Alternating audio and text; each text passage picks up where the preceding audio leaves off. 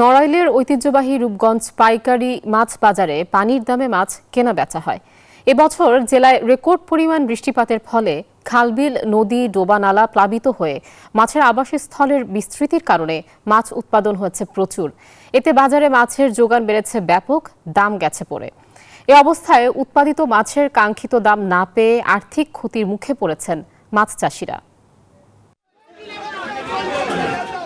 ভোর হতে না হতেই ক্রেতা বিক্রেতাদের হাঁকডাকে মুখর হয়ে ওঠে নড়াইলের রূপগঞ্জে সবচেয়ে বড় পাইকারি মাছ বাজার। বেলা বাড়ার সাথে সাথে বাড়তে থাকে ক্রেতা সমাগম। বেচাকেনা চলে বেলা 11টা পর্যন্ত।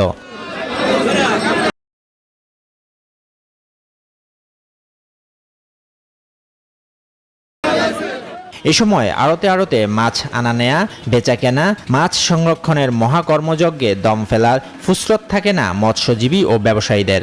আমদানি হওয়া মাছ আড়তে তোলার পরে রীতি অনুযায়ী নিলাম শুরু হয়। প্রকাশ্য নিলামে মাত্র কয়েক ঘন্টার শত শত মন মাছ হাতবদল হয়।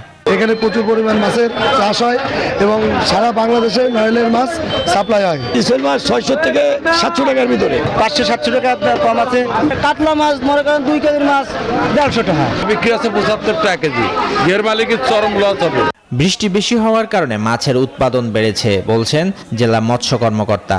এবছর অতিরিক্ত বৃষ্টিপাতের কারণে কিন্তু অনেক নিচু এলাকা প্লাবিত হয়, মৎস্যের আবাসস্থলের অনেক বিস্তৃতি হয়েছে, যার কারণে কিন্তু এখন নড়াইলে প্রচুর পরিমাণে দেশীয় প্রজাতির মাছ এবং পাশাপাশি চাষের মাছও এখানে অনেক উন্মুক্ত জলাশয়গুলোতে পাওয়া যাচ্ছে।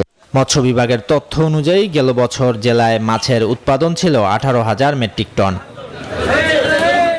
Desk report, news 24।